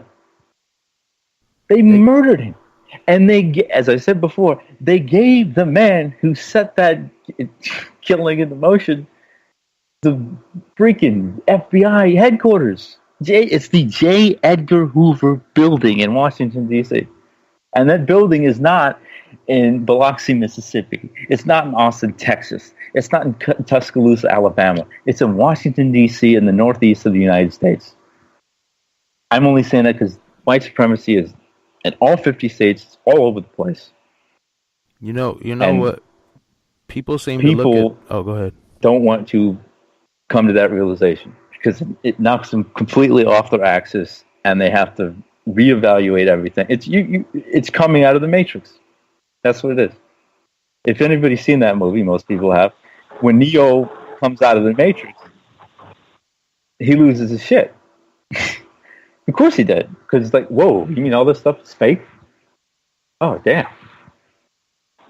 Well, and one thing that's funny with the Martin Luther King, with that whole point, is that you'll also hear these people say, like, what would Martin Luther King say about these protests now? Like, there's this very warped idea of what the civil rights protests were. Like, people think it was just Martin Luther King giving speeches, and that was it. That was like the whole civil rights. But I mean, there were dogs stuck on them. There was fire hoses. It was everything you see now. It just, we don't have the same technology basically to show the world what was going on there. And most people don't care to take the couple hours just to look up some old footage from that. But when people try and use that excuse of what would Martin Luther King say about these current protests, I believe he would say that looks pretty fucking familiar. Yeah. Same shit, different day. Exactly. I had to force my father, who was a Black Panther, to show me that footage and show me all that stuff. Because I just want to learn about my people's history, that's all. And when he finally let me watch it, I was like, geez, this is what they thought of us, and I know they still don't like us for the most part, but geez. And I was thinking, wow, that's a horrible past. But then right now, present day, I'm like, it's the same damn thing. It's the same thing. I mean, the 4 black girls in Alabama, the church bombing in the 60s. Charleston, South Carolina, 9 black people killed by white supremacists. Same damn thing, different day. People look at the government. Prison industrial complex. There's more black people in prison right now than were enslaved during slavery. Africa's still being looted. That's our home. Every iPhone that you have, you can thank young brothers in the Congo in horrible conditions, being paid basically nothing, making the parts for your dang iPhone. Yeah, people look at the government like that romanticization of MLK. I mean, they do it with. I mean, name your great revolutionary of the past. Frederick Douglass. Oh, what a great orator! He's a great orator. Yeah, he was. He also beat up a slave master and ran away. He had to force himself illegally to read and write. He didn't become an orator overnight. We weren't allowed to read or write. It was illegal. They'd beat us or kill us. I mean, not Muhammad Ali. People romanticize him. oh, what a peaceful man, and he loved America. It's like, no. They stripped his title and banned him from fighting because he was talking about the evils of America and the evils of war. You could equate that, what he did, to today. A Viet Cong never called me nigger. ISIS never called me nigger. The same shit, just a different day. Well, but people don't really like to accept that. They don't. I mean, and really, that the Martin Luther King thing really just blows my mind every time I hear that argument. Just the fact that people are that ignorant to really believe that the civil rights movements were peaceful, like just nice little walks in the park, and Martin Luther King talking about having dreams, and all of a sudden everything was just fine. Like it blows my mind that people honestly perceive it as that. I think people look at this government like they do like God out of the Bible or something. They fear it. They're not supposed to go against it. It's watching everything they do, and it's there to help them, supposedly. And people need to really get off that shit, because this is a bunch of evil, corrupt people that do not have any of our best interest at hand, not even the white patriots. Unless you're a rich white male, they do not have your best interest at heart. Not at all. No, and even then, unless you're ungodly rich, and even if you're ungodly rich, somebody's probably plotting to stab you in the back and take whatever companies you're invested in. I mean, that's true. I don't think there is any end to it whatsoever. This is. I want to read quickly Martin Luther King's own words, and this is in '63, before he really started to hammer the United States and its military and the institutional racism, really anti-American, which he was, anti-capitalist as well. He wrote this from Birmingham jail, April of 1963. I have almost reached the regrettable conclusion that the Negro's greatest stumbling block in the strive toward freedom is not the Ku Klux Klan or the White Citizens Council, but the white moderate, I will repeat what he said, the white moderate, who is more devoted to order than justice. Noam Chomsky's words this week. More devoted to order than justice, who prefers a negative peace, which is the absence of tension, to a positive peace, which is the presence of justice, who constantly says, I agree with you in the goal you seek, but I can't agree with your methods. I can't agree with your methods of direct action, who paternalistically feels he can set the timetable for another man's freedom, who lives by the myth of time and constantly advises the Negro to wait until a more convenient season. That's chilling as hell, because all those things he said, I've experienced in my own life from white people and the white moderate, as it were. Yep. A more convenient season. I mean, the man was a brilliant orator, but this is so telling. That was 54 years ago. Still true today. Yeah. Hey guys, it's Gear. I'm at work and they want me to do stuff. How dare they? What's wrong with them? Right? I know. Pay me to do this podcast, you assholes. Jesus. All right. So, donate money so we can keep Gear. Yeah. There we go. It's been a really great conversation. Thanks, you guys. And I'll hope to join you again next week. Have a great weekend, Gear. It's your show. You're always welcome anytime you have free. Thank you, sir. Take care, y'all. And, refuse and resist, damn it. Bye, guys. Bye. Peace. Bye.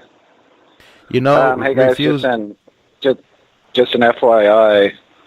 1 hour ago, a police officer was shot at 14th and Cass in downtown St. Louis.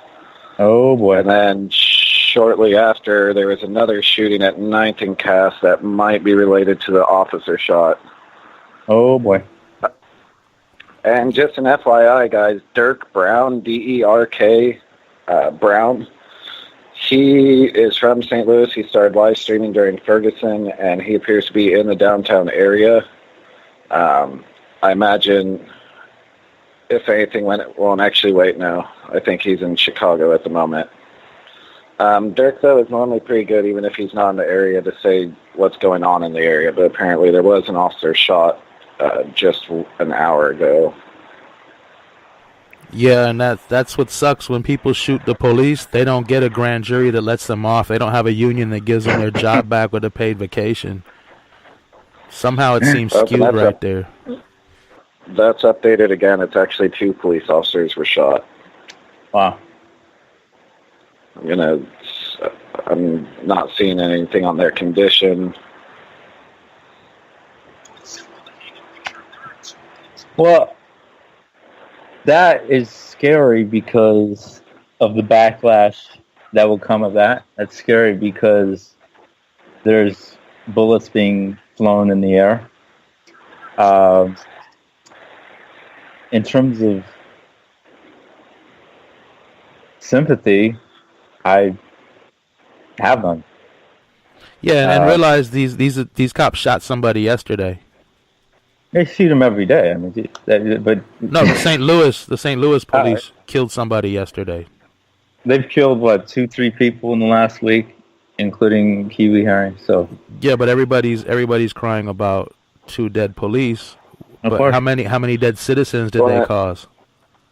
It looks like the 2 officers, one was shot in the leg and one was shot in the arm and leg. Both are in stable condition, but that's definitely, if this jury decision comes back bad, now those cops are already going to be pissed at any protesters. It'll come back bad. I guarantee you, it'll come back bad. He'll get off. Yeah, usually they don't, or it'll get something really light. They usually don't barricade up the courthouse and do all that stuff and put police on extra duty if it's going to go the way the citizens want. But when they let a murderer go free and keep his job, that's usually when they have to do all this. I wonder if they might not say the verdict today due to that police shooting. That would be a really bad move to basically dump gasoline on that fire. Well, usually they do it at the end of the day too, not so much at the beginning. Well, you have the attorney for Anthony Lamar Smith saying he's calling for calm when the verdict is announced. Of course, the attorney is a white guy, Al Watkins, white dude, and then goes right back to MLK. I agree with the goal you have, but I can't agree with your methods of direct action. I'm going to police your emotions. When you get angry, you can only be angry in the way I want you to be angry about the horrible stuff that my people put you through. He's telling people to be peaceful. He need to tell that court to give the people justice and you'll have peace. Yeah. I mean, that's how the saying goes, no justice, no peace. It doesn't say give us justice and we'll tear shit up. That's not how it works. I'm not a big fan of war. I hope we can avoid it at all costs in all situations. But the Jewish people and the countless other people in those camps were not liberated from people holding hands. They were liberated from millions of people dying in a war. Yeah, they somehow separate that. Like, war is okay, but in the streets protesting, smashing a window is a terrorist act. Burning a police car, that's a terrorist act. Pushing on police and knocking Nazis out, those are terrorist acts. But war, slaughtering people from afar with bombs and guns, that's okay. That's fine. And it's always colored countries when the bombs go off. Bombs are not dropped on, Czechoslovakia, England, Denmark. Syria, yeah. Iraq, all the time. Somalia, sure. Let's kill more black people. Libya, 30,000 people gone thanks to anti-Gaddafi insurgents and U.S. insurgents. That is the way of the United States. And the amazing thing is when you, like you just said, Tim, about them getting upset when we protest or flip a cop car over, whatever. You're killing us on a daily basis. You have been for hundreds of years. We can't get angry about that. Your pristine, beautiful, shiny towers in New York get torn down. Tragically, thousands of people die on that day. Should have never happened. By the way, the U.S. helped that happen. But you can get angry about that. You can still bring that up in facts anytime you want. Oh, 9/11 is horrible. 9/11 is horrible. It changed our nation. It changed my way of thinking. Blah, blah, blah. We can't talk about what happened hundreds of years ago, decades ago, a year ago, months ago, or right now. We have to be nice. Can't get uppity. Can't get angry. Hey, you notice the hypocrisy with that shit? Slavery, that was a long time ago. Get over it. Civil War statues, those are our heritage. Keep them up. We can't take those down.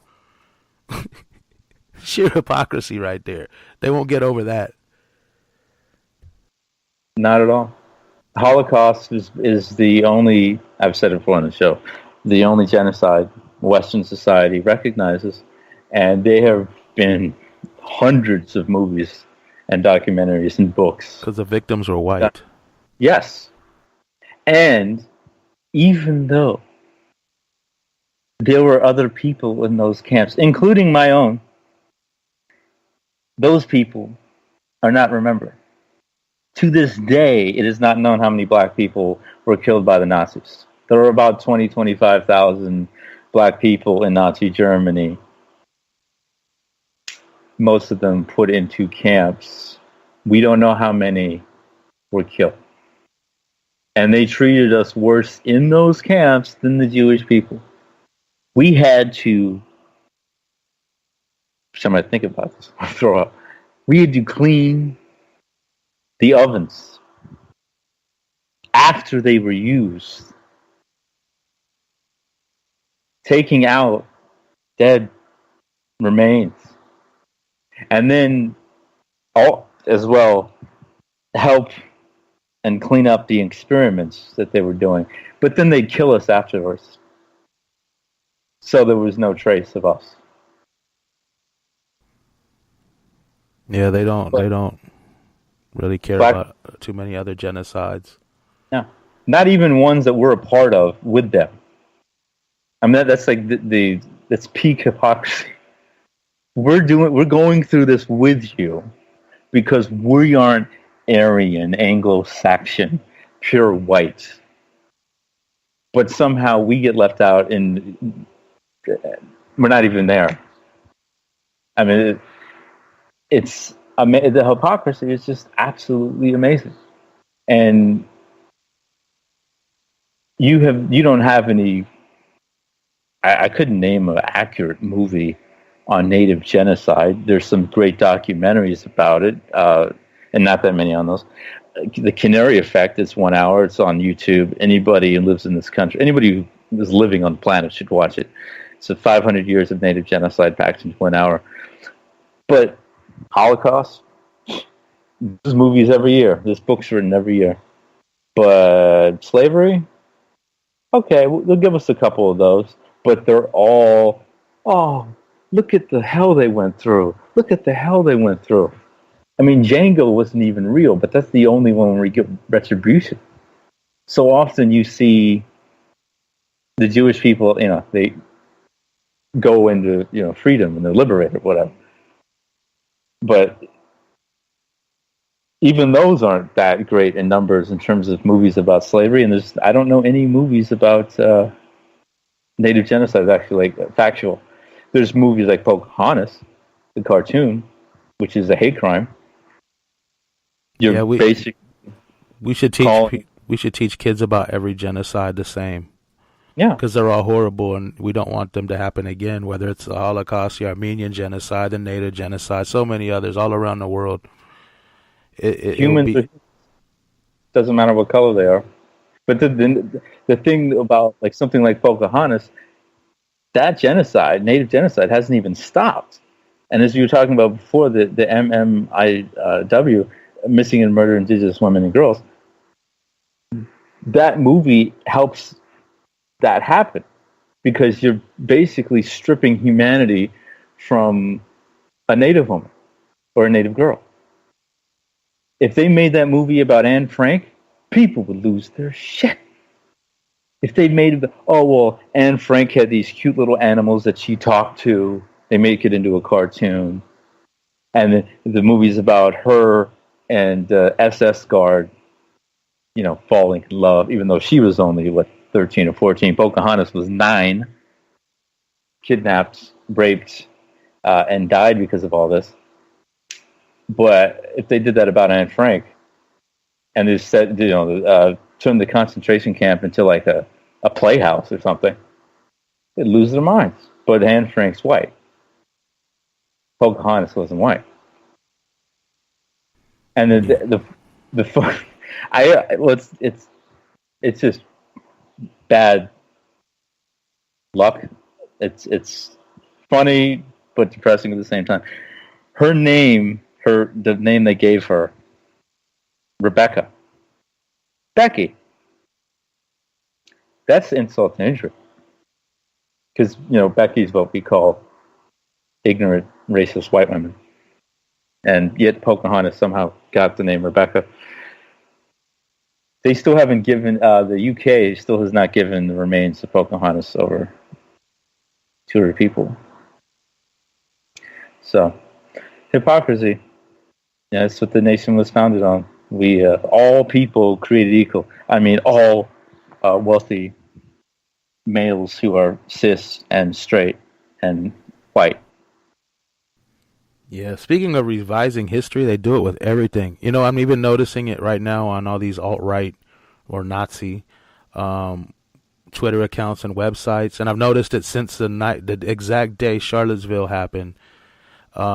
People that I know are on like 4chan or whatever, they 4chan, they were sending messages around to other people, and then I got it from some people that probably got it from them, showing the picture of the car, and then what's his name, James Fields, who was arrested, and like, this might not be the same guy, this looks fishy, and I'm like, it looks like the same guy to me. But they start casting doubt. Now they have these whole YouTube pages and stuff up about how it was a hoax, it was a false flag, and on nothing but some eyewitness testimony who didn't think to pull out a camera. They're claiming that all these buses pulled up with both Black Lives Matter and KKK people wearing shirts, getting off together and going to their sides of the protest. And I'm like, if you're going to make these claims, show some fucking video evidence. Everyone has a fucking phone. The person supposedly tweeted live about it, but you couldn't snap a picture of this? Yeah, so it's bullshit. And now they're saying, the car was a different car or set up by the CIA or the feds or this or that, and all they're doing is off some guy's video who picked the car up a couple blocks down.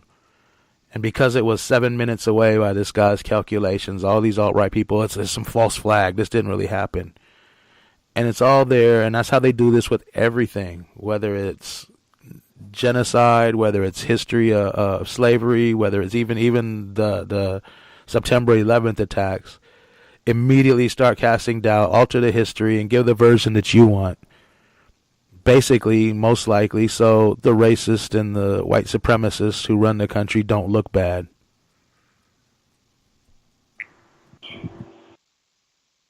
I mean, history books are full of this. Sorry, go ahead. Well, you're absolutely right. And I'll actually change what I was going to say. I'll like to tell everybody that part of the project that I've talked about on this show the last month or so, part of it, this is the part we talk about publicly, we are aiming to go at the curriculum of the United States schools, and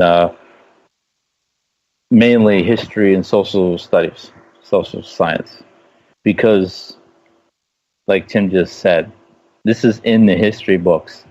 There is a page in a widely used history textbook for high schools, United States high schools, that tries to make the argument that Christopher Columbus was a hero. And kids are taught this, and that's why they're okay with Columbus Day. They're taught George Washington was this great guy. They're taught Jefferson Davis wasn't that bad. They're taught all this stuff, and that's how you keep making racists. Because as soon as a white person is born, they are born into a white world and white society, and white supremacy is everywhere.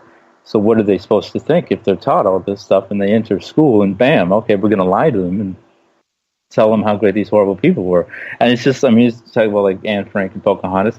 If you made that argument about Hitler in a textbook, that publisher would be shut down immediately. They'd have fines, they'd get sued. But because the native people weren't white, it's okay. It's all right. It's manifest destiny. So anyways, we are aiming to go after the curriculum and trying to get it changed. And I'm continually every day doing research in terms of which publishers make the most books for history and all this type of stuff. But if you would like to be a part of this and help tell our children the truth and make a big step in terms of killing institutional racism, you can send me a DM on Twitter at NolanHack, NOLANHACK, or you can send me an email, nolanawhack@gmail, NOLANAWHACK@gmail.com. And we're all taught this stuff, unless you're homeschooled unless you're homeschooled. We're all taught this stuff. We're all taught that slavery wasn't that bad. Or in Texas now, that slavery didn't even happen. I think Malcolm, a lot of homeschool teaches that too, because those are usually those really right-wing people a lot of times. True. There are the some cases where I know a couple people, even one who's a part of this project, who homeschools her kid and actually teaches the real history. And teaching the real history is the only way to have a just society. If in Germany, every kid has to go to a concentration camp before they're done with school to see what really happened and make sure that never happens again. You don't have American children going to a reservation, which they still exist. There's hundreds of them. You don't have them going to a plantation, even though they should. So hit me up if you want to be a part of this. We got people signing up every day. Who are these Sons of Italy people? Sons of Italy? Sounds like they're part of a group called Knights of Columbus, a Catholic service organization. Christmas. They're bitching about Indigenous Peoples Day because they're saying Columbus Day wasn't about Columbus, it's about Italian heritage. So I guess to make them happy, Los Angeles is calling October 12th, what is it, Italian People Day or something? Italian Heritage Day. Like, what the hell?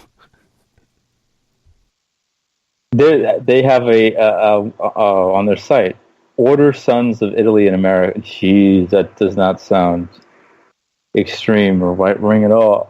It says the Commission for Social Justice. Commission for Social Justice. Protect our heritage. Are you freaking kidding me? I'm not surprised. It's just It's ridiculous. It's absolutely ridiculous. Should Germans go into the streets and protest and say, hey, this is our heritage. The Nazis are part of our heritage. We need to protect our heritage. Because it's the exact same damn thing. It's illegal in Germany to be a Nazi. Yeah, it is. They have some sense over there, to a degree. But over here... One issue that I think a lot of people forget is that the entire Nazi movement, the whole Hitler taking control...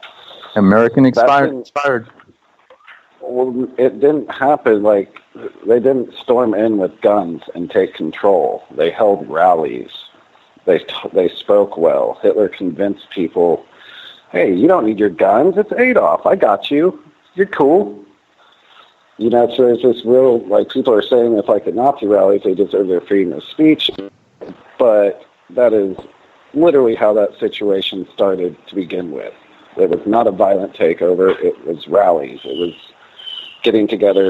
And you know, that's one place where I am really kind of stuck on because I 100% believe in freedom of speech.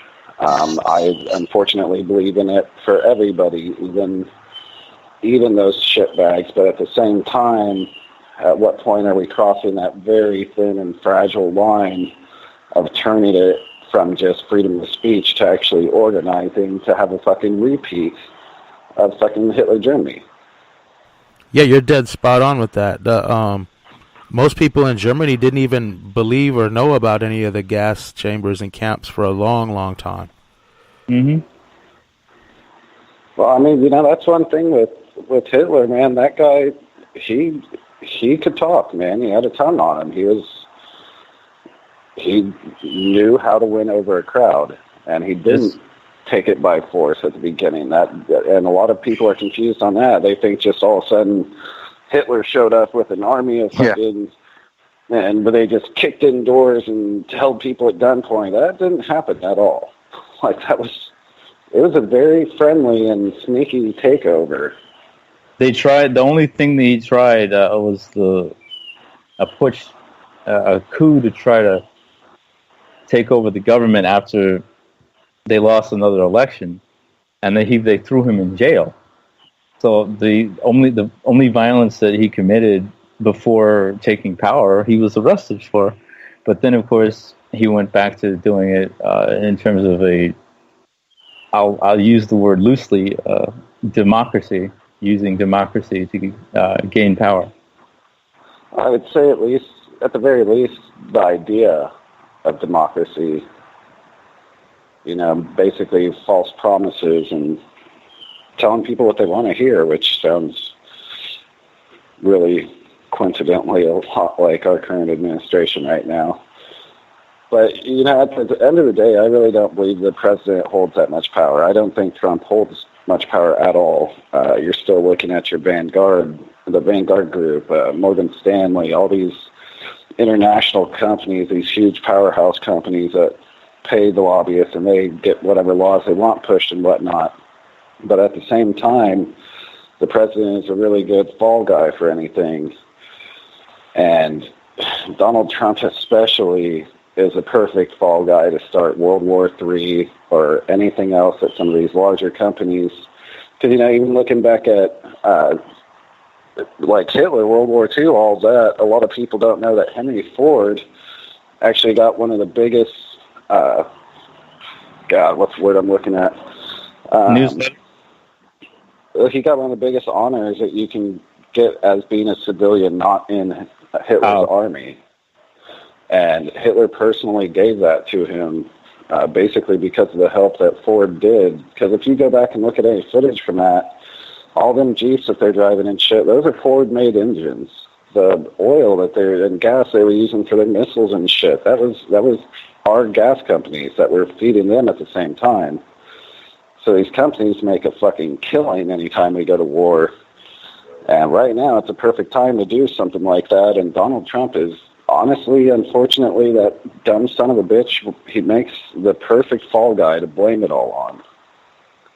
Yeah. People think that this extreme racism that people are finally waking up to, he started it. Like, it ended with slavery and it started again with Trump. It's absolutely asinine. Well, I feel like that's almost borderline the same thing too, because there's definitely been this media narrative and just a narrative all around where you can tell that we're either, like, some knowingly and some unknowingly being pushed towards a race war with each other, where at this point it would technically be a civil war. And once again, I mean, Trump just makes a perfect fall guy to do any of these sort of large things that could really have an impact on not just the country but the world. And then anybody that actually wants these narratives pushed, they'll be able to just stay back in the shadows while everybody rips Donald Trump apart for this shit going on. Yeah. I hear a lot of those Trump people, if they take Trump out, there's going to be a civil war. Good, bring it on. I don't think they understand how truly outnumbered they are. We've talked about this before. But yeah, I guess the show we're hitting the 2-hour mark. Does anyone have anything to add at the end? I'll just add right to Kevin Cooper, right to Matt DeHart, right to Mumia Abu-Jamal, right to Leonard Peltier, right to James P. Anderson, who is also another black man in San Quentin wrongfully accused of murder on death row. Jeremy Hammond.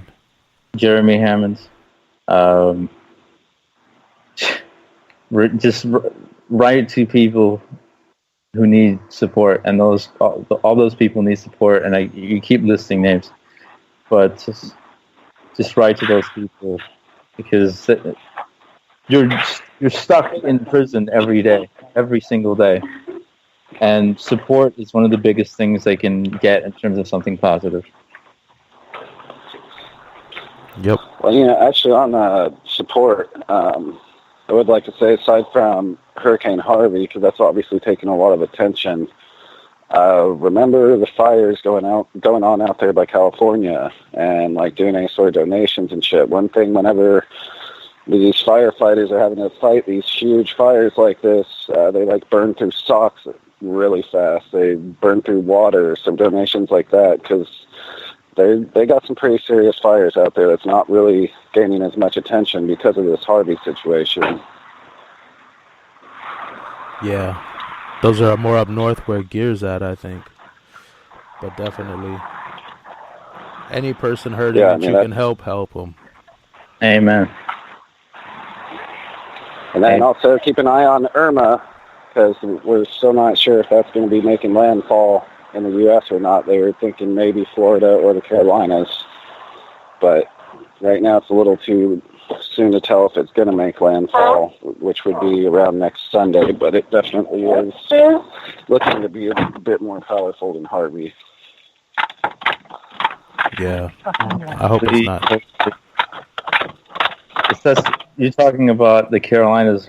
South Carolina has a black population of 30%. And the same thing would happen there, where you would be in the biggest danger. We're in the more poor neighborhoods, the poorest neighborhoods. Hopefully that just sticks in the sea, in the ocean. Yeah. So yeah, just do what we can to help each other. We'll be back next week. Today is don't forget to join the tweet storm for Matt DeHart today. You could check with the WIDA Coalition to get more information about that. I'll start putting the information out on my timeline too. And we'll see everybody next week. And don't miss the last two 14 Tenets of Fascism. They're gonna be coming out tomorrow and Sunday, and get caught up. There's a playlist on YouTube and as well as on Spreaker. Thanks for listening, guys. See you next week.